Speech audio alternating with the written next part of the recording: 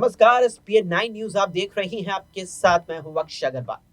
कांग्रेस के दिग्गज नेता, मध्य प्रदेश के पूर्व प्रदेश अध्यक्ष और मध्य प्रदेश के पूर्व मुख्यमंत्री कमलनाथ ने हाल ही में अपने घर पर एक डिनर बैठक बुलाई। उस डिनर में कांग्रेस के तमाम दिग्गज नेताओं और विधायकों को आमंत्रित किया गया था और माना जा रहा है कि उस बैठक में आगामी लोकसभा चुनावों के मद्देनजर मध्य प्रदेश की 29 लोकसभा सीटों पर फोकस करते हुए वहां कांग्रेस की तैयारियों का जायजा और उस पर आगामी चुनावों में यहां तैयारी और भी ज्यादा क्या कुछ करने की जरूरत है, इस पर कमलनाथ की अध्यक्षता में जो बैठक हुई तमाम तरीके से उसमें मंथन हुआ।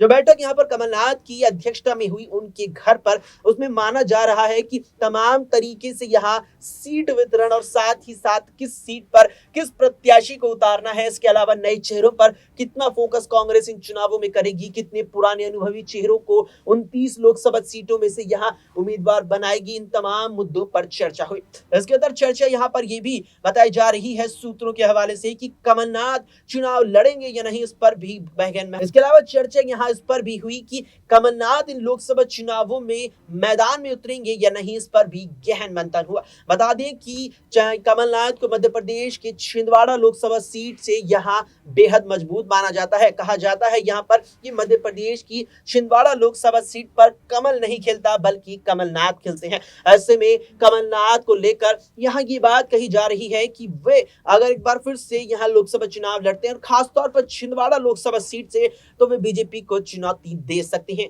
हालांकि इस ही सीट से 2019 में उनके बेटे नकुल नाथ ने पर्चा भरा, नामांकन दाखिल किया और जीत भी हासिल करने में वे काफी हद तक कामयाब रहे थे। लेकिन अब देखना है कमलनाथ को लेकर के क्या वे यहां से चुनाव लड़ते हैं या कोई और सी सीट अपनाती है या फिर खुद पीछे हटते हुए अपने बेटे नकुल नाथ को छिंदवाड़ा लोकसभा सीट से चुनावी मैदान में उतारते हैं, क्योंकि वर्तमान में वे इस ही सीट से सांसद हैं।